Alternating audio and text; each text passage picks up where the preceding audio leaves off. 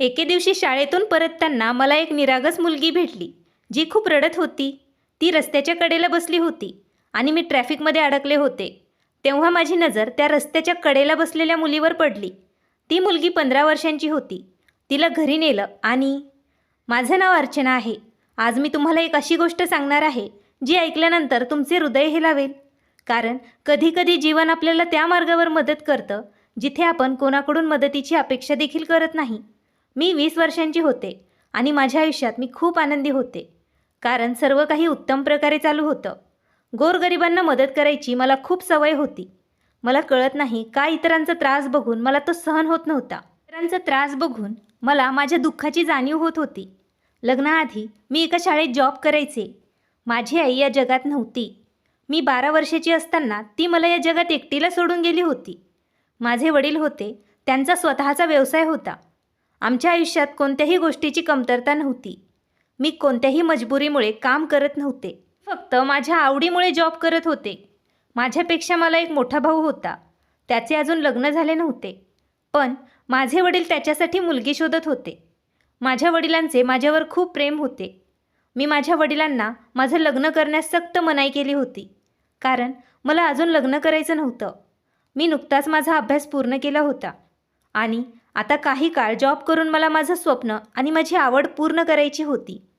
माझ्या वडिलांनी माझ्या प्रत्येक गोष्टीला सुरुवातीपासूनच महत्त्व दिले होते. माझ्या भावासाठी वडिलांनी एक चांगली मुलगी शोधली होती. दादाचं लग्न झालं होतं. वहिनी घरी आल्यावर मला खूप आनंद झाला होता. मला वाटले होते की मला वहिनीमध्ये जोडीदार मिळेल, पण वहिनी तिच्याच दुनियेत मग्न होती आणि तिने कधीच मला समजून घेण्याचाही प्रयत्न केला नाही. पप्पा बहुतेक त्यांच्या व्यवसायात व्यस्त असायचे, तर भाऊ देखील पप्पांसोबत कामात व्यस्त असायचा. मी पण माझ्या शाळेत जायचे. पण एके दिवशी शाळेतून परतताना मला एक निरागस मुलगी भेटली, जी खूप रडत होती. ती रस्त्याच्या कडेला बसली होती आणि मी ट्रॅफिकमध्ये अडकले होते. जेव्हा माझी नजर रस्त्याच्या कडेला बसलेल्या त्या निरागस मुलीवर पडली, ती मुलगी 15 वर्षांची होती आणि दिसायला खूप सुंदर होती. मी माझ्या गाडीतून उतरले आणि त्या मुलीच्या जवळ गेले आणि तिला विचारलं, काय झालं? तू रस्त्याच्या कडेला बसून का रडतेस? तर ती म्हणाली, मला भूक लागली आहे. दीदी, मला खूप भूक लागली आहे. माझी खरी आई या जगात नाही. माझ्या वडिलांनी दुसरं लग्न केलं आहे आणि माझ्या सावत्र आईने माझं जगणं कठीण करून टाकलं आहे. माझ्या वडिलांसमोर माझी सावत्र आई माझ्याशी खूप चांगली वागते, पण त्यांच्या मागे ती मला तिचा शत्रू मानते. माझे वडील माझ्या प्रत्येक गोष्टीला महत्त्व देतात. खरे तर काही दिवसापासून माझे वडील नोकरीसाठी दुसऱ्या शहरात गेले आहेत. माझी सावत्र आई मला घरातील सर्व कामं करायला लावते, तर मला अभ्यासाची आणि डॉक्टर होण्याची खूप आवड आहे. त्यांना नाही वाटत मी शाळेत जावं. माझ्या वडिलांनी माझा चांगल्या शाळेत प्रवेशही घेतला आहे. माझी सावत्र आई मला सांगते की शिक्षण शिकण्याची काही गरज नाही, तू घरी राहून घरातील कामंही करत जा. पण मी घरची सगळी कामं करते, पण मला माझं शिक्षण पण सोडायचं नाही. माझ्या वडिलांनी ज्या दिवसापासून हे शहर सोडलं, तेव्हापासून तिने माझं जगणं कठीण केलं आहे. मी सकाळी लवकर उठून घरातील सर्व कामं करते आणि माझ्या सावत्राईला झोपेत सोडून शाळेत येते. पण जेव्हा मी सुट्टी संपवून घरी जाते, तेव्हा मला माझी सावत्राई खूप मारते आणि म्हणते की मी तुला मनाई केली आहे, तरी तू शाळेत जातेस का? तू शाळेत गेलीस तर मी तुला काही खायला देणार नाही. दीदी, मला उपाशी राहणं मान्य आहे, पण मला माझं शिक्षण शिकून सक्षम व्हायचं आहे. गेल्या 3 दिवसापासून माझ्या सावत्राईने मला काहीही खायला दिलं नाही. मी अशीच भुकेने तहानलेली शाळेत जात आहे. आज पण भुकेने माझी अवस्था बिकट झाली आहे. मी शाळेतून पायी घरी जात होते, पण भुकेमुळे मला चालताही येत नव्हतं. म्हणूनच मी इथे रडायला बसले. मी त्या मुलीला म्हणाले, तू काळजी करू नकोस, माझ्याबरोबर ये. मी तिला खाऊ घातले. माझे बोलणे ऐकून तिच्या चेहऱ्यावर हसू उमटलं. मी तिला एका रेस्टॉरंटमध्ये घेऊन गेले आणि तिथे गेल्यावर मी तिला पोटभर जेवण दिलं. ती मुलगी मला वारंवार आशीर्वाद देत होती आणि म्हणत होती, दीदी, देव तुझं खूप चांगलं करेल. आज तू मला खूप मदत केली आहेस. देव तुझी नेहमीच मदत करेल. पण हे बोलता बोलता अचानक तिच्या डोळ्यात अश्रू आले. मी म्हणाले, काय झालं? तू का रडत आहेस? आता तुला पोटभर खायला मिळालं आहे ना, म्हणून नेहमी चेहऱ्यावर हसू ठेव आणि तुझ्या अभ्यासावर लक्ष दे. ती मुलगी म्हणाली, दीदी, आज तू मला मदत केलीस, पण माझी सावत्राई रोज माझ्यासोबत असंच करते. आता मी घरी गेले तर मला शाळेच्या ड्रेसमध्ये पाहून ती पुन्हा रागराग करेल. त्यानंतर ती मला काहीही खायला देणार नाही. माझे आयुष्य असेच चालू राहील. माझे वडील लवकर घरी यावे हीच मी देवाला प्रार्थना करते. कारण वडिलांची इच्छा आहे की मी शिक्षण पूर्ण करून कर्तृत्वान व्हावं. पण त्यांच्या पाठीमागे माझी सावत्राई मला त्यांच्या घरची मोलकरीण करते. मी म्हणाले, तू तुझ्या सावत्राईची तक्रार तुझ्या वडिलांकडे का करत नाहीस? तू हे सगळं शांतपणे का सहन करतेस? ती म्हणू लागली, दीदी तू माझ्या सावत्राईला ओळखत नाहीस. मी माझ्या वडिलांकडे तिच्याबद्दल तक्रार करण्याची अनेक वेळा प्रयत्न केला आहे. त्या बदल्यात तिने माझ्यासोबत खूप वाईट केलं आहे. मी सर्व काही सहन करू शकते, पण मी माझं स्वप्न कोणत्याही प्रकारे पूर्ण करणारच आहे. दीदी तुम्ही बघा, एक दिवस मी खूप मोठी डॉक्टर होईल. काहीही झालं तरी मी परिस्थितीशी लढून माझं स्वप्न नक्कीच पूर्ण करेल. त्यासाठी मला माझ्या सावत्र आईचे सर्व अत्याचार सहन करावे लागले तरी चालेल. त्या मुलीच्या डोळ्यात तिची स्वप्न पूर्ण करण्याची जी तळमळ मला दिसली, कदाचित हीच तळमळ आपल्या समाजातील प्रत्येक मुलीमध्ये आली तर आपल्याला आपले स्वप्न पूर्ण करण्यापासून कोणीही रोखू शकणार नाही. आम्ही दोघी हे बोलत असतानाच अचानक माझा मोबाईल वाजू लागला आणि मी पाहिलं की माझ्या घरून मला कॉल येत होता. मी त्या मुलीला म्हणाले की तुला इथे बसून आणखी काही खायचं असेल तर तू ते खा आणि मी बिल भरेल. पण आता मला जायचं आहे. मी पण एका शाळेत शिक्षिका म्हणून काम करते. मला मुलांना शिकवण्याची खूप आवड आहे. मी माझ्या घरी जात होते. मला घरी पोहोचायला उशीर झाला म्हणून माझ्या घरून मला फोन येत असल्याचे सांगून मी त्या मुलीला तिथेच सोडून घरी निघून गेले. दुसऱ्या दिवशी पुन्हा तीच मुलगी मला रस्त्याच्या कडेला तोंड पाडून बसलेली दिसली आणि तिचा चेहरा पाहून मला समजले की आजही तिला जेवण भेटले नव्हते. आज मी तिला बाजारातील जेवण दिले नव्हते, कारण बाजारातील अन्न दररोज खाऊन माणूस आजारी पडतो. आज मी तिला माझ्या वाट्याचं जेवण दिलं आणि मग तिने जेवण केलं आणि आजही ती मला खूप आशीर्वाद देत होती. कारण आज माझे दुपारचे जेवण बाकी होते. मला भूक लागली नव्हती म्हणून मी शाळेत माझे दुपारचे जेवण केलेच नाही. मी माझ्या घरी जाऊन जेवू शकले असते, पण त्या गरीब मुलीला पोटभर जेवण न मिळाल्याने शिक्षा झाली असती, कारण ती शिक्षण घेत होती. या जगात कसे कसे लोक आहेत माहीत नाही. आजही त्या मुलीने पोटभर जेवण केले होते. असेच बरेच दिवस निघून गेले होते. दररोज सकाळी आमच्या घरची मोलकरीण माझ्यासाठी दुपारचा लंच बॉक्स पॅक करायची, जे मी शाळेत गेल्यावर खात नसे, कारण मला त्या मुलीचा विचार यायचा. मी तिच्यासाठी डब्बा ठेवायचे आणि मग सुट्टीवरून घरी परतताना ती मुलगी रस्त्याच्या कडेला बसलेली दिसेल तेव्हा मी माझा टिफिन तिला खायला द्यायचे. कारण आता तीही माझी वाट पाहत बसलेली असायची की मी आल्यावर तिला पोटभर जेवायला मिळेल. माझे आयुष्य अशाच प्रकारे जात होते.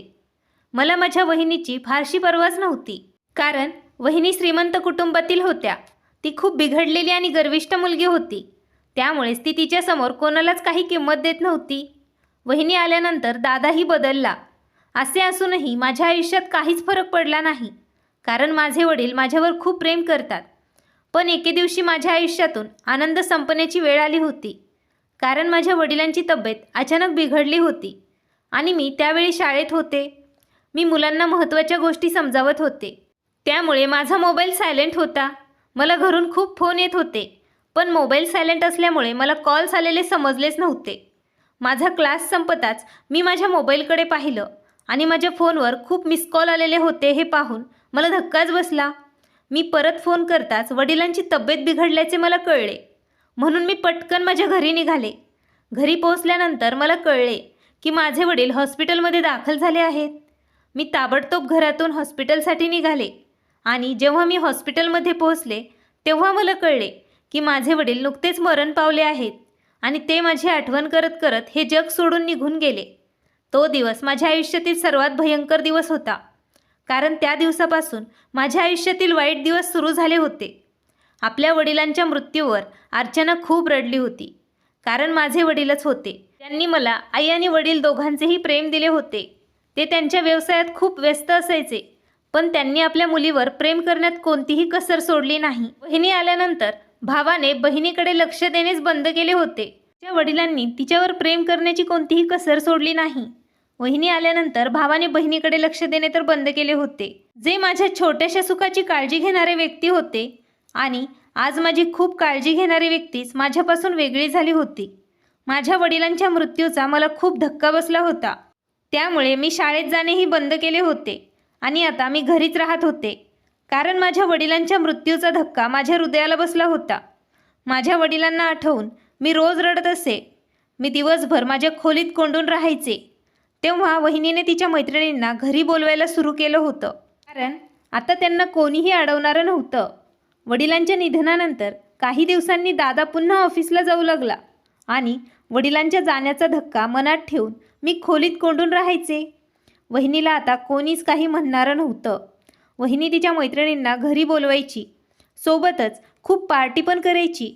एके दिवशी मी माझ्या खोलीत होते, जेव्हा मला जोरात गाण्याचे आवाज ऐकायला येत होते. हे आवाज मला आमच्या घरातूनच ऐकायला येत होते. तेव्हा मी माझ्या खोलीतून बाहेर आले.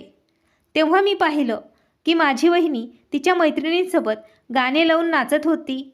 त्यामुळे मी म्युझिक सिस्टीमजवळ गेले आणि जोरात म्युझिक सिस्टीमवर हात मारला होता. त्यामुळे ते गाणे बंद झाले. मी वहिनीला म्हणाले, वहिनी, तुला लाज वाटत नाही का? माझ्या वडिलांचे निधन होऊन काहीच दिवस झाले आहेत आणि तू इथे तुझ्या मैत्रिणींना बोलावून नाचत आहेस. माझ्या वहिनीने मला विचारले, का मी तुझ्यासारखं तुझ्या वडिलांच्या मृत्यूचं दुःख मनाला लावून रडत राहू का? ते तुझे वडील होते, माझे वडील नव्हते. मी माझ्या वहिनीला म्हणाले, पप्पा तुझे सासरे होते. ते नेहमी तुला सून नाही मुलगी समजत होते. तू असे शब्द त्यांच्यासाठी उच्चारू नये. जर दादाला ही गोष्ट कळली तर दादा तुमच्यावर किती रागावेल हे तुम्हाला माहीत आहे का? वहिनी म्हणू लागल्या, त्यांना ही गोष्ट कोण सांगणार, तू का मी? तुला काळजी करण्याची काही गरज नाही. तुझ्या अगोदर ही गोष्ट मी स्वतः त्यांना सांगेन. आणि हो, भविष्यात जर तू माझ्या कोणत्याही बाबतीत ढवळाढवळ करण्याचा प्रयत्न केलास तर एक गोष्ट लक्षात ठेव, माझ्यापेक्षा वाईट कोणीही नसेल. मी वहिनीच्या हाताकडे पाहिले तर तिच्या हातात वाईनचा ग्लास होता. तिच्या इतर सर्व मैत्रिणींच्या हातातही वाईनचे ग्लास होते. हे पाहून मी थक्क झाले. मी आश्चर्यचकित होऊन म्हणाले, वहिनी, तुम्ही आमच्या घरात ड्रिंक करत आहात? आजपर्यंत आमच्या घरी कोणीही ड्रिंक केलेलं नाही. ती म्हणाली की तुझ्या घरात कोणी ड्रिंक घेतलं नसेल, पण मी तर पहिल्यापासूनच पीत आहे. मी तिच्या हातातून ग्लास हिसकावून घेण्याचा प्रयत्न केला तेव्हा वहिनीने माझ्या तोंडावर जोरात चापट मारली आणि नौकराला सांगून मला जबरदस्तीने माझ्या खोलीत पाठवले. ती म्हणाली की आज मी तुझ्यावर उपाय नक्की शोधेल, येऊ दे तुझ्या भावाला. मी माझ्या खोलीत जाऊन खूप रडले. माझी वहिनी वाईट आहे हे मला चांगलंच माहीत होतं, पण ती एवढी निकृष्ट आणि बिघडलेली होती की ती आमच्या घरात ड्रिंक करत होती आणि रात्री तिच्या बिघडलेल्या मैत्रिणींसोबत डान्स देखील करत होती. रात्री दादा घरी आल्यावर त्यांनी गोंधळ घालायला सुरुवात केली. गोंधळ ऐकून मी माझ्या खोलीतून बाहेर पडताच दादा मला म्हणाला, अर्चना, आज तू माझ्या पत्नीचा तिच्या मैत्रिणींसमोर अपमान केला आहेस. मी बघितलं तर वहिनीच्या डोळ्यात अश्रू आलेले होते. मी म्हणाले, दादा, मी तिचा अपमान केला नाही. तेव्हा दादा म्हणाला, हे बघ, तुझी वहिनी मी आल्यापासून रडत आहे आणि तिच्या मैत्रिणींनी पण मला फोन करून सांगितलं आहे की तुझी बहीण खूप विकृत स्वभावाची आहे. आज तिने सर्वांसमोर तुझ्या बायकोवर हात उचलला आहे. मला सांग, ती पण खोटं बोलेल का? माझ्या भावाचे बोलणे ऐकून मला धक्काच बसला होता. वहिनीने माझ्यावर हात उचलला असताना मी वहिनीवर हात कसा उचलू शकते? पण मला समजलं होतं ही सर्व माझ्या वहिनीला बंधनं घालण्याची मला शिक्षा आहे. दादाने त्याच दिवशी ठरवलं होतं की तो माझं लग्न करेल आणि मग असे झाले की वहिनी मला घरातून हाकलून देण्यात यशस्वी झाली. लग्न झाल्यावर मी माझ्या सासरच्या घरी आले. मी कोणाशी लग्न केलं हे मला देखील माहीत नव्हतं. पण ज्या घरात माझं लग्न झालं आहे त्या घरात माझे वडील हयात असते तर त्यांनी माझं लग्न कधीच केलं नसतं, कारण हे मध्यमवर्गीय लोक होते. वहिनीने तिचं माझ्याशी असलेलं वैर घेण्यासाठी मुद्दाम दादाला विचारलं होतं की माझं लग्न अशा कुटुंबात करावं जिथे मी सुखी नाही राहणार. माझ्या सासरच्या घरी माझ्या पतीशिवाय त्याची आई आणि त्याचा लहान भाऊही राहत होता. आमच्याकडे देवाने दिलेले सर्व काही होतं, पण तरीही माझ्या भावाने माझं लग्न साधेपणाने केलं आणि मला हुंडा काही दिला नाही. जेव्हा मी लग्न करून या लोकांच्या घरी आले तेव्हा माझे पती माझ्या सौंदर्याचं कौतुक करायचे आणि त्यांच्याकडे पाहून मला असे वाटायचे की ते माझ्यावर खूप प्रेम करतात. पण माझ्या सासूचा हेतू वाईट होता. ती मला वेळोवेळी टोमणे मारत असतात. एवढ्या मोठ्या कुटुंबातील मुलगी असूनही तू आमच्या घरी रिकाम्या हाताने आली आहेस. मी त्यांना हेच समजावून सांगण्याचा प्रयत्न करायचे की जर मुलींचं लग्न करणं त्यांच्या अधिकारात असतं तर तिने तिच्या इच्छेनुसार लग्न केलं असतं. परंतु मी माझ्या घरच्यांची इज्जत वाचवण्यासाठी माझ्या भावाचं ऐकून लग्न केलं आहे. माझी सासू मला या गोष्टीवर खूप टोमणे मारत असे. म्हणायची, तुला या घरात आरामात राहायचा अधिकार तेव्हाच मिळेल जेव्हा तू आम्हाला तुझ्या हिश्श्याचा हुंडा आणून देशील. मी माझ्या सासूबाईंना म्हणाले की मला तुमच्या बोलण्याचा अर्थ समजला नाही. तर त्या म्हणाल्या की तुला माहीत आहे की आम्ही गरीब आहोत. माझे दोन्ही मुलं मोलमजुरी करतात. मी तर माझ्या मुलाची पत्नी म्हणून तुला या घरात यासाठी आणलं जेणेकरून तुझ्या येण्याने खूप हुंडा आम्हाला मिळेल आणि तुझ्या कुटुंबातील लोक आम्हाला खूप पैसे देतील आणि माझा मुलगा त्याचा स्वतःचा व्यवसाय करू शकेल. पण तू तर रिकाम्या हाताने आली आहेस. आता सांग, आमचं घर कसं चालेल? तुझ्या वहिनीने मला खूप आश्वासनं दिली होती की ती तिच्या नंदेला हुंडा म्हणून भरपूर सामान आणि मोठी रक्कम देऊन पाठवेल. पण तुझी वहिनी खूप धूर्त आणि फसवी स्त्री निघाली. तिने तुला आमच्या घरी रिकाम्या हाताने पाठवले. मला वाटतं तू तुझ्या माहेरी जावं आणि तिथे गेल्यावर तुझ्या भावाला तुझा हुंडा द्यायला सांग. मी म्हणाले, हे तुम्ही काय बोलत आहात? मी एवढी भिकारी नाही ज्यामुळे त्या लोकांकडे जाऊन त्यांना हुंडा मागेल. मी इथे ज्या मार्गाने आले ते पुरेसं आहे. माझ्या सासूने माझे केस पकडले आणि म्हणाली, मग तुला या घरात खायलाही मिळणार नाही आणि तू आम्हाला पैसे आणून दिलेस तरच या घरची सून असण्याचा अधिकारही तुला मिळेल. मी माझ्या सासूला म्हणाले की तुम्हाला मला काहीही बोलण्याचा अधिकार नाही. मी माझ्या पतीशी याबद्दल बोलेल. माझ्या सासूबाई म्हणाल्या, तू ज्याच्याशी बोलू शकतेस बोल, पण तू फक्त माझ्या मुलाच्या व्यवसायासाठी पैसे दे. माझ्या मुलाने मजूर म्हणून आयुष्य जगावं अशी माझी इच्छा नाही. माझ्या सासूच्या बोलण्याने मला खूप त्रास झाला होता. मी खूप रडले होते. त्यांनी माझ्यावर अत्याचार करायला सुरू केले. त्या मला घरची सगळी कामं करायला लावायच्या आणि सर्व लोकांसमोर मला त्या अपमानित करत होत्या. शेजारची बाई त्यांच्याजवळ येऊन बसायची तेव्हा ती माझ्या सासूबाईंना म्हणायची की तू खूप भाग्यवान आहेस. एवढ्या श्रीमंत घराण्यातील सून तुला मिळाली आहे. ती खूप सुंदर आणि शिकलेली देखील आहे. तेव्हा माझी सासू म्हणायची, तिच्या सौंदर्यावर तू जाऊ नकोस. ती श्रीमंत कुटुंबातील असूनही तिच्या भावाने तिला एकही पैसा दिला नाही. मी माझा सशक्त मुलगा तिच्याकडे फुकट सोपवला आहे. त्या बदल्यात तो अजूनही कारखान्यात मजूर म्हणून काम करतो. तिने ठरवलं तर तिच्या भावाकडून काही पैसे आणून आम्हाला ती देऊ शकते. त्यामुळे माझा मुलगा स्वतःचा व्यवसाय सुरू करू शकेल. पण हिला तर काही पर्वाच नाही. तिचा पती नाराज आहे. माझ्या वहिनींनी माझ्याशी असे का केले मला याचे वाईट वाटायचे. मला आठवते की जेव्हा दादाला राग येत होता तेव्हा दादाने वहिनींना सांगितलं होतं की तिच्यासाठी एक चांगला मुलगा शोध. मला लवकरात लवकर तिचं लग्न करायचं आहे. मला वाटत नाही वडिलांच्या मृत्यूनंतर तिने आपल्या वैवाहिक जीवनात विष कालवावं असं मला वाटत नाही. पण प्रत्यक्षात त्यांनी माझे संपूर्ण आयुष्यच खराब केले. जेव्हा मी माझ्या पतीला त्यांच्या आईबद्दल सांगायचे तेव्हा माझे पती म्हणायचे की माझी आई काही चुकीचं बोलतच नाही आहे. जर तू माझ्या व्यवसायासाठी तुझ्या भावाकडून काही पैसे घेतलेस तर त्यात काही चूक नाही. तो तुझा हक्क आहे. तू त्या लोकांकडून पैसे मागत आहेस कारण त्यांनी तुला हुंडाही दिला नाही. माझ्या पतीला मी म्हणाले, तुम्ही काय बोलत आहात? मी त्यांच्याकडे पैसे मागायला जावं हे चांगलं दिसणार नाही. तो म्हणू लागला की ही तुम्हा मुलींची अडचण आहे. तू माझ्या आईला पाहिले नाही. तिने माझ्या वडिलांसाठी किती त्याग केला आणि माझ्या व्यवसायासाठी तू तुझ्या भावाकडे पैसे पण मागू शकत नाहीस. या गोष्टीचा माझ्या पतीला राग येऊ लागला. अशीच बरीच वर्ष निघून गेली होती आणि मग माझ्या सासूबाईंनी तिच्या धाकट्या मुलाचे लग्न ठरवले होते आणि माझ्या सासूबाईंनी त्या मुलाच्या कुटुंबियांना सांगितले होते की त्यांची मोठी सून देखील खूप श्रीमंत कुटुंबातील आहे. त्यांनी त्या लोकांना जास्तीचं वाढवून सांगितलं होतं. माझ्या दिरालाही ती मुलगी खूप आवडली होती. घरात खूप हुंडा आणण्याची माझ्या सासूची इच्छा होती. माझी सासू रात्रंदिवस मला टोमणे मारायची, परंतु माझे पती माझ्याशी काही बोलायचे नाही आणि ते माझ्यापासून लांब राहत असे. या घरात माझी स्थिती एका मोलकरणीसारखी झाली होती. मी नेहमी माझ्या नशिबावर रडत असे. नंतर एके दिवशी मी वैतागून माझ्या भावाकडे माझ्या नवऱ्याच्या व्यवसायासाठी पैसे मागायला गेले. मी तिथे गेल्यावर वहिनीचे वागणे माझ्याशी अजिबात चांगले नव्हते. पण नंतर मी वहिनीकडे दुर्लक्ष केलं आणि दादांशी बोलण्याचा प्रयत्न केला. मी माझ्या दादाला सर्व प्रकार सांगितला. तेव्हा माझा दादा म्हणाला, माफ कर अर्चना, मी तुला पैसे देऊ शकत नाही कारण तुझी सासू खूप वाईट बाई आहे. जर मी तुला आज पैसे दिले तर तुझ्या सासूला प्रोत्साहन मिळेल ती प्रत्येक वेळी पैसे घेण्यासाठी तुला इकडे पाठवेल. तू त्यांना त्यांच्या मुलाला कष्ट करायला सांग, म्हणजे मेहनतीने तो आपला व्यवसाय प्रस्थापित करू शकेल. आवश्यक नाही की आम्ही त्याला पैसे दिले तरच तो आपला व्यवसाय सुरू करू शकेल. मी माझ्या भावाला म्हणाले, तुम्ही लोकांनी माझे लग्न करताना याचा विचार करायला हवा होता. तुम्ही माझं लग्न अशा घरात केलं आहे ज्या कुटुंबात सर्व लोक लोभी आहेत. मी म्हणाले, नाही दादा, तुम्ही आणि वहिनीने माझ्याकडून कोणत्या जन्माचा बदला घेतला आहे कोणास ठाऊक. बाबा आत्ता हयात असते तर त्यांनी हे कधीही होऊ दिले नसते.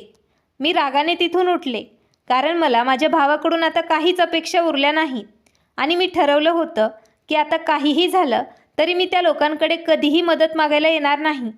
मी अपमानित होऊन घरी आल्यावर माझ्या सासूबाईंनी मला विचारलं, काय झालं, पैसे का आणले नाहीत? माझा लटकलेला चेहरा आणि रिकामे हात पाहून ती मला म्हणाली, तू लक्षात ठेव, तुला या घरातून बाहेर काढायला मला जास्त वेळ लागणार नाही. मी गप्प राहिले, कारण मला जास्त काही करता येत नव्हतं. सर्वांचे वागणे माझ्याशी खूप वाईट होते. घरात माझ्या दिराच्या लग्नाची तयारी सुरू झाली होती, त्यामुळे घरातील कामं खूप वाढले होते आणि माझ्या सासूबाईंनी माझ्यावर सर्व कामाचा भार टाकला होता. नंतर माझ्या दिराचं लग्न झालं आणि माझ्या जावेने तिच्या आईवडिलांच्या घरून खूप हुंडा आणला होता.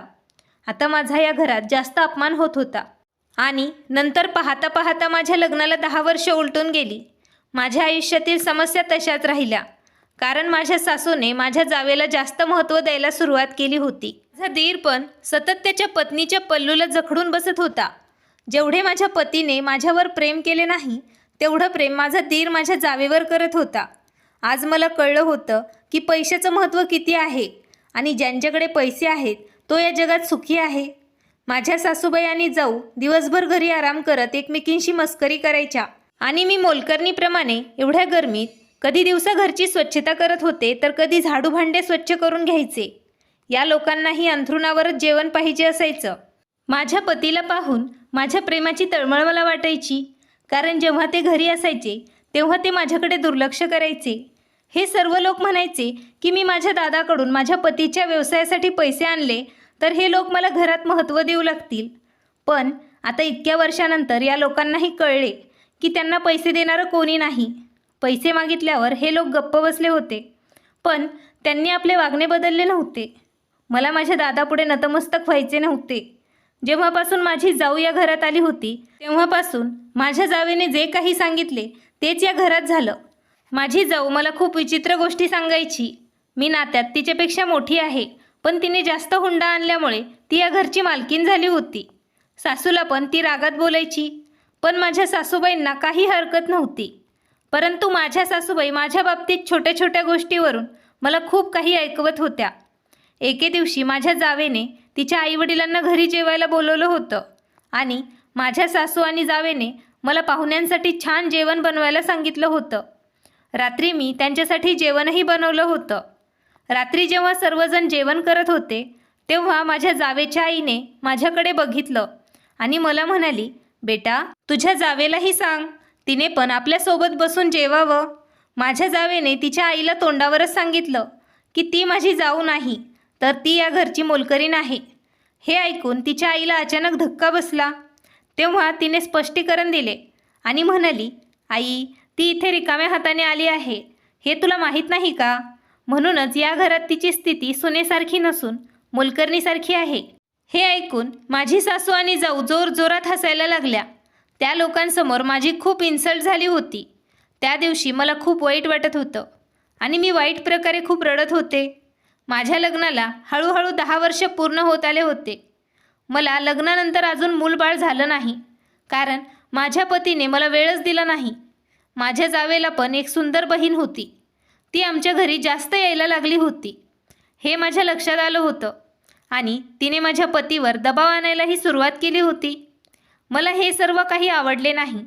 मी माझ्या सासूला तिच्याबद्दल सांगायला सुरुवात केली होती. माझी सासू म्हणाली, तू तर माझ्या मुलासाठी काहीच केलेलं नाही. जर मी लहान सुनेच्या बहिणीला मी तुझ्या जागी माझ्या घरची मोठी सून म्हणून या घरात आणले तर मला खूप फायदा होईल आणि माझ्या मुलाचाही यावर काही आक्षेप नाही. माझ्या सासूबाईंचे हे बोलणे ऐकून मी थक्क झाले होते. अखेर या घरात राहून मी 10 वर्ष काढली होती. आता माझा नवरा मला सोडून गेला तर मी कुठे जाणार? मी माझ्या सासूला म्हणाले, तुम्ही असं काही करू शकत नाही. मी या विषयावर माझ्या सासूशी वाद घालत होते. तेव्हा अचानक माझी जाऊ आमच्यामध्ये आली आणि तिने विचारलं, काय झालं? तुम्ही का वाद घालतात? मी गप्प राहिले होते. पण माझ्या तोंडावर माझी सासू म्हणाली, काही नाही सूनबाई, मी तिला आपल्या घरातून निघून जाण्यास सांगत आहे. कारण मला माझ्या मोठ्या मुलासाठी एक मुलगी सापडली आहे. माझी जाऊ म्हणू लागली, ठीक आहे आई, तुम्ही कृपया मला सांगा, तुम्ही दादांसाठी कोणती मुलगी पाहिली आहे? कारण पुढच्या वेळी त्यांच्यासाठी मुलगी आपण या घरात आणूया. श्रीमंत कुटुंबातील मुलगी आणा, जी प्रतिष्ठित कुटुंबातून आलेली असेल. माझी सासू म्हणू लागली, अगं सुनबाई, तुझी धाकटी बहीण तुझी जाऊ व्हावी. असे माझ्या सासूबाईंचे म्हणणे ऐकून अचानक माझ्या जावेच्या चेहऱ्यावर हसू उमटले. ती म्हणत होती, तुम्ही हे बरोबर बोलत आहात. अशा प्रकारे आम्ही दोघी बहिणी मिळून या घरावर राज्य करू आणि तुम्ही काही काळजी करू नका. मी माझ्या वडिलांना त्यांच्या नात्याबद्दल सांगेल आणि ज्याप्रमाणे माझ्या वडिलांनी माझ्या पतीला व्यवसायात मदत केली आहे, त्याचप्रमाणे माझ्या भावजींनाही ते व्यवसायात नक्कीच मदत करतील. अशा प्रकारे माझ्या भावजींना पण काहीतरी व्यवसाय करता येईल, तरच तुमचे कुटुंब एक प्रतिष्ठित कुटुंब होईल. आणि हिच्यासारख्या वाईट मुलीला तुम्ही आत्ताच्या आत्ता घरातून हाकलून द्या. मी माझ्या जावेला म्हणाले, तू माझ्यासोबत कोणते शब्द वापरत आहेस? तुला समजत आहे का? माझी जाऊ माझ्याजवळ आली आणि माझ्याकडे बघून ती म्हणाली, हो, मी तुझ्यावर यापेक्षा वाईट शब्द वापरू शकते. मग तू काय करणार आहेस? मी माझ्या जावेला म्हणाले की जरा जपून बोला. तेव्हा ती म्हणाली, तुझ्यासारख्या मतलबी मुलींशी आम्ही असंच बोलतो. मला माहीत नाही की तू कोणत्या प्रकारच्या पापाची घाण आहेस. माझ्या जावेने असे सांगितल्यावर मी तिच्या चेहऱ्यावर जोरात चापट मारली आणि रागाने मी माझ्या खोलीत निघून गेले. माझी जाऊ रागाने ओरडू लागली आणि म्हणाली की मी माझ्यावर मारलेल्या या चापटेचा बदला नक्कीच तुझ्याकडून घेईल आणि तुला या घरातून मी हाकलूनच देईल. बघ, मी माझ्या बहिणीचं तुझ्या डोळ्यांसमोर तुझ्याच पतीशी लग्न करून देईन. माझ्या सासूबाईंना पण माझ्यावर खूप राग आला होता आणि आज त्यांनी ठरवलं होतं की त्या माझ्याबद्दल माझ्या पतीकडे तक्रार करतील. मी खोलीत आले आणि माझ्या नशिबावर खूप रडत होते. आज मला माझ्या आयुष्याबद्दल खूप वाईट वाटले. काय करावे मला काही समजत नव्हते. मी रडत रडत झोपी गेले. रात्री माझे पती खोलीत आले आणि माझ्यावर ओरडायला लागले. मी घाबरून उठून बसले. मला माहीत होतं की आज हे सर्व काही होणारच होतं आणि सर्व काही घडणारच होतं. कारण माझ्या जावेने माझ्या पतीला माझ्याविरुद्ध भडकवलं होतं. माझे पती माझ्यावर खूप रागावले होते. ते म्हणाले, तू सोनमवर हात का उचलला आहेस? तुला माहीत नाही का ती श्रीमंत बापाची मुलगी आहे, त्यामुळे तुला अटकही होऊ शकते. मी माझ्या पतीला याबद्दल कोणतेही स्पष्टीकरण दिले नाही. कारण अनेक वर्षांपूर्वी माझ्या वहिनीच्या हाताने चापट खाऊन मी स्वतःलाच दोष दिला होता. तरीही आज मी माझ्या जावेवर हात उचलला होता. मी गप्प राहिले. माझे पती मला जे काही म्हणत राहिले ते मी गप्प बसून ऐकत राहिले आणि रडत राहिले. कारण तसे करण्याशिवाय माझ्याकडे दुसरा पर्यायच नव्हता. म्हणून मी रडत राहिले. आता तर माझी जाऊ आणि माझी सासूबाई माझ्या जास्तच मागे लागल्या होत्या. त्या लोकांनी माझे प्रत्येक मिनिटांसाठी घरात राहणे कठीण केले होते. त्या दिवशी संध्याकाळची वेळ होती. जेव्हा मी या सर्व लोकांसाठी चहा बनवत असताना अचानक दारावर टकटक झाली. मी दार उघडण्यासाठी गेले तर दारात एक डिलिव्हरी बॉय उभा होता आणि तो माझ्या जावेचं नाव मला विचारत होता. म्हणत होता, त्यांच्या नावाने पार्सल आलं आहे. मी माझ्या जावेला डिलिव्हरी बॉयबद्दल सांगितलं तेव्हा ती पार्सल घेण्यासाठी आली होती. परंतु तिने मला दारातून आत पाठवलं होतं. मला सांगितलं की जा, तुझं काम कर. इतका वेळ इकडे का थांबत आहेस? मी तिथून निघून गेले होते आणि माझ्या कामात मी व्यस्त झाले होते. मला माहीत नव्हतं माझ्या जावेने काय मागवलं होतं. ते मला कळलंच नाही. माझी जाऊ माझ्या पतीला वारंवार माझ्या विरोधात भडकवत होती आणि त्यांना लालच पण देत होती. जर तुम्ही अर्चनाला सोडलं तर मी तुमचं लग्न माझ्या धाकट्या बहिणीशी करून देईन. पण माझ्या पतीच्या मनात अजूनही माझ्याबद्दल फारसे प्रेम नव्हते. पण त्यांचे थोडे दयाळू हृदय नक्कीच होते. म्हणूनच त्यांच्या कामातून फ्री होऊन मी एकटीच स्वयंपाकघरात बसून जेवायचे. काम आवरल्यानंतर जेव्हा मी जेवायला बसले तेव्हा अचानक माझ्या सासूबाईंनी मला बोलावलं. मी त्यांचं म्हणणं ऐकायला गेले तेव्हा सासूबाईने मला त्यांचं औषध मागवलं होतं. मी पुन्हा किचनमध्ये आले तेव्हा मी हे पाहून थक्क झाले. माझी जाऊ स्वयंपाकघरातून बाहेर येत होती. आज स्वयंपाकघरात तिला पाहून मला धक्काच बसला होता. कारण ती जेव्हापासून या घरात आली तेव्हापासून तिने स्वयंपाकघरात पाऊलही टाकलं नव्हतं. तिला जे हवं होतं ते मी बेडवर बसून तिला द्यायचे. ती किचनमध्ये का आली हेच मला कळत नाही. त्यानंतर ती माझ्याकडे रागात बघत खोलीतून बाहेर पडली. नंतर मी जेवण करण्यासाठी बसले, पण भांडी धुत असताना अचानक माझ्या डोळ्यासमोर अंधारी आली आणि मला खूप भीती वाटली. मला खूप अस्वस्थ वाटू लागलं.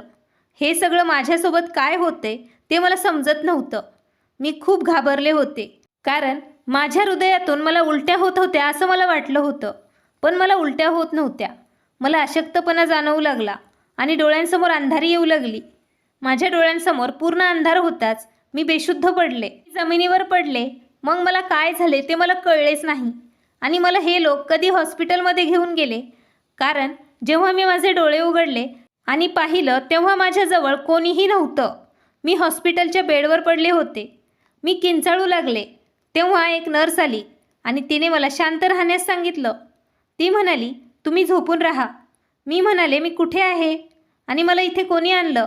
माझं म्हणणं ऐकून नर्स म्हणाली, शांत राहा, मी लगेच डॉक्टरांना बोलवते. तुमची तब्येत ठीक नाही.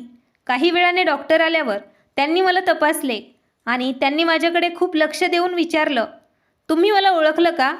मी म्हणाले, तुम्ही कोण आहात? मी तुम्हाला ओळखलं नाही, पण मला सांगा, मला इथे कोणी आणलं आहे आणि माझ्यासोबत नेमकं काय झालं आहे? मला तपासताना डॉक्टर म्हणू लागली की खरं तर तुला विषबाधा झाली होती. तुम्ही जीवन मरणाची लढाई लढून आज तू इथे डोळे उघडून पाहत आहेस. डॉक्टरांचे बोलणे ऐकून माझे डोळे भरून आले होते. जेव्हा मी पूर्ण शुद्धीवर आले होते तेव्हा डॉक्टर म्हणाली की मी तुमच्या आरोपीला तुरुंगात पाठवण्याची पूर्ण तयारी केली आहे. पोलीस फक्त तुमच्या बयानची वाट पाहत आहेत. आता तू शुद्धीत आहेस. मी काही वेळात पोलिसांना फोन करेल. काही वेळात तुझे आरोपी तुरुंगात असतील. डॉक्टरांचे बोलणे ऐकून मी स्तब्ध झाले. मी म्हणाले, कसल्या गोष्टी बोलताय तुम्ही डॉक्टर? मला कोणी विष दिलेलं नाही. तेव्हा ती डॉक्टर म्हणाली, दीदी, तुम्ही गेल्या 3 दिवसांपासून इथे बेशुद्ध आहात. जेव्हा तुझा पती तुला इथे घेऊन आला होता तेव्हा तुझ्या अंगात विष आढळून आले. माणूस विष स्वतः खातो तेव्हा तो आत्महत्या करतो, किंवा कोणी त्याला जबरदस्तीने खाऊ घालत असेल तर तो त्याला मारण्याचा प्रयत्न करतो. त्यामुळे आम्ही पोलिसांना कळवले आणि पोलिसांनीही तुमच्या आरोपींचा शोध घेण्याचा प्रयत्न केला. पण पुराव्यांशिवाय आणि साक्षीदारांशिवाय पोलीस तुमच्या आरोपींना अटक करू शकले नाही. त्यामुळेच मी तुमच्या आरोपींबद्दल जाणून घेण्याचा प्रयत्न केला. मी ठाम होते, तुमच्या आरोपीबद्दल जाणून घेण्याचा प्रयत्न करेल. म्हणूनच मी तुझ्या सासरच्या लोकांना सांगितले की तुमच्या शरीरात विष आढळले आहे आणि ते असे विष आहे जे आपल्या देशात उपलब्ध नाही. ते विष दुसऱ्या देशातून आणले आहे आणि ज्याने तुम्हाला हे विष दिले आहे त्या व्यक्तीला हे चांगलेच माहीत आहे की हे विष किती प्रमाणात द्यावं आणि त्या प्रमाणात दिल्यास त्या व्यक्तीचा जागीच मृत्यू होतो. तू इथे आलीस तेव्हा तुझी अवस्था खूप वाईट होती. तुला वाचवण्याचा सर्वतोपरी मी प्रयत्न केला आणि पोलिसांना आश्वासन दिलं, मी तुला वाचवेलच. पण मी पाहिलं होतं की तुमच्या घरची एक बाई स्वतःलाच तुमची जाऊ म्हणून घेत होती. ती सतत तुमची स्थिती तपासण्यासाठी पुन्हा पुन्हा इथे येत होती आणि खूप काळजी दिसत होती. बाकीच्या घरच्यांना असा त्रास होत नव्हता. सर्वजण शांत बसले होते. तुझ्या पतीची सुद्धा तुझ्याशी काही संबंध नव्हता. त्याने तुला इथे ॲडमिट करून तो स्वतःहून इथून निघून गेला. तर पोलीस आल्यावर त्यांना सांगण्यात आले की डॉक्टर तुम्हाला वाचवण्याचा प्रयत्न करत आहेत आणि तुम्ही शुद्धीवर येताच तुझं बयान घेतलं जाईल. तुझ्या म्हणण्यानुसार समजेल तुला विष कोणी दिलं होतं. मी म्हणाले, परंतु मला समजलं नाही की मला विष कोणी दिलं. हो, पण जेवण केल्यानंतर मला चक्कर येऊ लागली आणि मी बेशुद्ध पडले, हे नक्की आठवतं. माझं म्हणणं ऐकून डॉक्टर म्हणाली, पण मला माहीत आहे की तुम्हाला विष कोणी दिलं. आम्ही तुम्हाला शुद्धीवर आणण्याचा प्रयत्न करत होतो आणि आता हे संपूर्ण प्रकरण तुमच्याच विधानावर अवलंबून आहे. जेव्हा तुमच्या घरच्यांना ही गोष्ट कळल्यावर तुमची जाऊ माझ्या जवळ आली तेव्हा मला समजले ही नक्कीच काही कामासाठी माझ्याकडे आली असावी. म्हणून मी तिच्याशी बोलण्याची पूर्ण तयारी केली होती. तिने मला 10 लाख दिले आणि त्याहून अधिक पैसे माझ्यासमोर ती ठेवत म्हणाली, डॉक्टर, काहीही करा, माझ्या जावेला कोणत्याही प्रकारे वाचवू नका. तिची हत्या करून हे प्रकरण बंद करण्यात यावं. अर्चनाच्या उपचारादरम्यान मृत्यू झाल्याचं तुम्ही पोलिसांना सांगा. अशा प्रकारे हे प्रकरण संपेल आणि आमच्या दोघीत काय चालले आहे हे कोणालाही तुम्ही सांगू नका. हे पैसे ठेवा आणि तुमचं तोंड बंद करा. हे सांगितल्यावर मी म्हणाले, तुम्ही पेशंटला मारण्याचा प्रयत्न केला होता का? हे ऐकून अगोदर ती लाजली आणि नंतर म्हणाली, हो, मला तिला विष द्यायचं नव्हतं, पण मी तिची फसवणूक करून तिला विष दिलं आहे. मी म्हणाले की कोणी फसवून कोणाला विष का देऊ शकतो? नंतर तिने मला सांगितलं, मला माझ्या जावेला मारायचं आहे आणि माझ्या लहान बहिणीचं लग्न माझ्या दिराशी करायचं आहे, जेणेकरून आम्ही दोघी बहिणी या घरावर राज्य करू शकू. आणि असं पण माझ्या जावेला घरात कोणी पसंत करत नाही. माझे दीर तिला घटस्फोट द्यायला तयार नव्हते, म्हणून मी तसा प्लॅन केला आणि मी तिला विष पाजलं होतं. पण मी तिला म्हणाले की तू काही काळजी करू नकोस, तुझी जाऊ लवकरच हे जग सोडून जाणार आहे आणि ही केस बंद होईल. मी तिला धीर दिला, पण तिला पकडण्यासाठी मी पूर्ण तयारी केली होती, कारण मी माझा फोन रेकॉर्डर चालू केला होता आणि आमचे संभाषण माझ्या मोबाईलवर रेकॉर्ड झाले होते. पोलिसांना मी अगोदर ते रेकॉर्डिंग दिले. पोलिसांना तुमचं बयान घ्यायचं आहे. ते घेण्यापूर्वी पोलीस त्यांना अटक करू शकत नाहीत, कारण विष तुम्हाला जबरदस्तीने नाही तर जेवणात मिक्स करून देण्यात आलं होतं, ज्याची तुम्हाला कदाचित कल्पनाही नसेल. डॉक्टरांचं म्हणणं ऐकून मला धक्काच बसला की माझी जाऊ एवढी खाली पडू शकते. तिने मला मारण्याचा प्रयत्न केला होता. ती डॉक्टर खूप चांगली होती, तिने मला वाचवले. नंतर मी माझ्या मेंदूवर जोर दिला, तेव्हा मला आठवलं त्या दिवशी माझी वहिनी माझ्या जेवणात विष मिसळायला स्वयंपाकघरात गेली होती. मी हात जोडून डॉक्टरांना म्हणाले, डॉक्टर, तुमचे खूप खूप आभार, नाहीतर मला कळले पण नसते आणि या लोकांनी मला या जगातून दूर पाठवले असते. या जगात किती विकृत लोक राहतात, जे स्वतःच्या फायद्यासाठी इतरांचे जीवन धोक्यात टाकतात. मी पुन्हा पुन्हा डॉक्टरांचे आभार मानत होते. डॉक्टर म्हणत होती, तुम्ही सतत माझे आभार व्यक्त करू नका. त्या म्हणाल्या, तू मला ओळखलं नाहीस का? मी तर तू केलेल्या उपकाराची परतफेड करायला आले आहे. तिचे म्हणणे ऐकून मी अचानक चकित झाले. मी म्हणाले, तुम्ही काय बोलत आहात डॉक्टर? तेव्हा ती म्हणाली, तुम्ही मला नाही ओळखलं, पण मी तुम्हाला पहिल्यांदा पाहिलं तेव्हाच ओळखलं होतं. जेव्हा तुमच्या पतीने तुम्हाला इथे आणलं तेव्हाच मी तुम्हाला ओळखलं. तुम्हाला आठवतंय का? तुम्ही 10 वर्षांपूर्वी रस्त्यात एका मुलीला जेवायला दिलं होतं. ती मुलगी जी तिच्या सावत्र आईला कंटाळली होती. ती रस्त्यावर भुकेने बसून खूप रडायची, जिला तुम्ही नोकरीवरून येताना जेवणाचा डबा दिला होता. ती मुलगी दुसरी कोणी नसून मीच आहे. आणि मी तुम्हाला सांगितलं होतं की एक दिवस मी नक्कीच डॉक्टर बनेन. आणि बघा, आज 10 वर्षांनी मी एक यशस्वी डॉक्टर बनले आहे. तुम्ही मला खायला घालायच्या, मग एके दिवशी अचानक तुम्ही गायबच झाल्या. मी खूप दिवसांपासून भुकेने त्रस्त होते, पण मग मी ठरवलं होतं की मी माझं घर सोडून निघून जाईन, कारण माझे वडील दुसऱ्या शहरात गेले होते तेव्हा तिकडेच त्यांचे निधन झाले होते. आणि मला हे माहीत होतं, माझ्या वडिलांव्यतिरिक्त माझं या जगात कोणीच नव्हतं. माझी सावत्र आई माझे वडील असतानाच मला समजून घेत नव्हती. ते नसताना ती माझी काय अवस्था करेल? म्हणूनच मी माझ्या घरातून पळून आले आणि माझी भेट एका अशा व्यक्तीसोबत झाली ज्याने माझं संपूर्ण आयुष्यच बदललं. जेव्हा मी रडत रडत घरातून निघाले तेव्हा माझा एका कारसमोर अपघात झाला आणि मी वाईटरित्या जखमी झाले होते.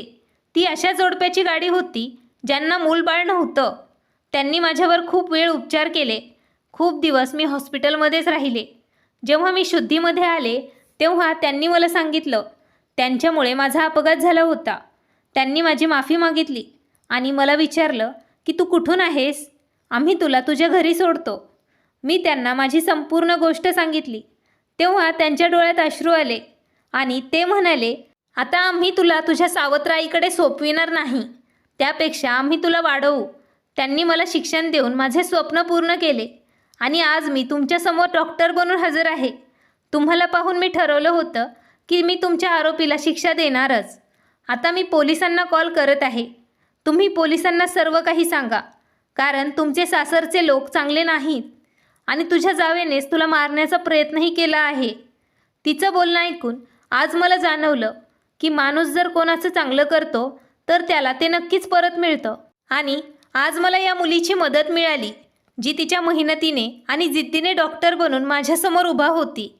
तिने माझ्यावर उपचार करून माझे प्राण वाचवले होते. याशिवाय तिने माझ्या आरोपींना शिक्षा व्हावी म्हणून आतोनात प्रयत्नही केले होते.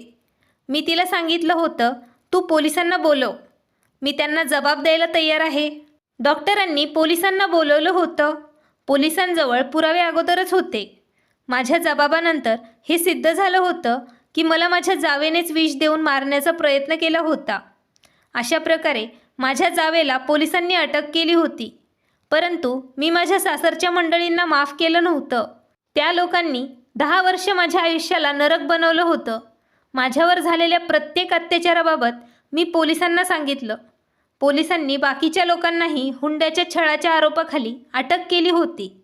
माझे पती आणि माझ्या सासूबाई माझ्याकडे हात जोडून माफी मागत होते, पण मी त्यांना माफ केलं नव्हतं, कारण त्या लोकांनी मला आयुष्यभर खूप त्रास दिला आहे.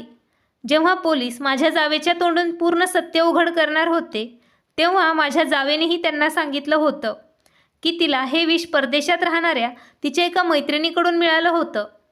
तेव्हा मला समजलं की त्या दिवशी डिलिव्हरी बॉयने तेच विष आणलं होतं. अशा प्रकारे माझ्या सर्व आरोपींना शिक्षा झाली आणि आज मला कळले आहे की जे इतरांचं वाईट करतात त्यांच्यासोबतही एक ना एक दिवस नक्कीच वाईट घडतं, आणि जे इतरांचं चांगलं करतात त्यांनाही त्यांच्या चांगलेपणाची शिदोरी नक्कीच मिळते. ज्याप्रमाणे मला माझ्या चांगुलपणाचा शोध डॉक्टरांच्या रूपात सापडला. डॉक्टरांची मी आजही ऋणी आहे. हॉस्पिटलमधून डिस्चार्ज झाल्यानंतर काही दिवस मी डॉक्टरांकडे राहिले, कारण तिने मला तिच्यासोबत घरी नेले होते. पण काही दिवसांनी मी माझ्यासाठी भाड्याचं घर घेतलं होतं. नंतर एके दिवशी मला माझ्या वडिलांचे जुने मित्र भेटले. मी त्यांना भेटले, जे माझ्या वडिलांचे कौटुंबिक वकील होते. त्यांनी मला पाहताच ओळखले आणि म्हणाले, अर्चना बेटा, मी तुला खूप वर्षांनी शोधत आहे. तू मला आज भेटली आहेस. त्यांनी मला अशी बातमी सांगितली जी ऐकून मला धक्का बसला. ते मला त्यांच्या कार्यालयात घेऊन गेले आणि तिथे गेल्यावर त्यांनी मला माझ्या वडिलांनी मृत्यूपूर्वी माझ्या नावावर केलेल्या मालमत्तेची कागदपत्र दिली. त्यांच्या मृत्यूपूर्वी माझ्या वडिलांनी त्यांची अर्धी मालमत्ता दादाच्या नावावर आणि अर्धी प्रॉपर्टी माझ्या नावावर केली होती.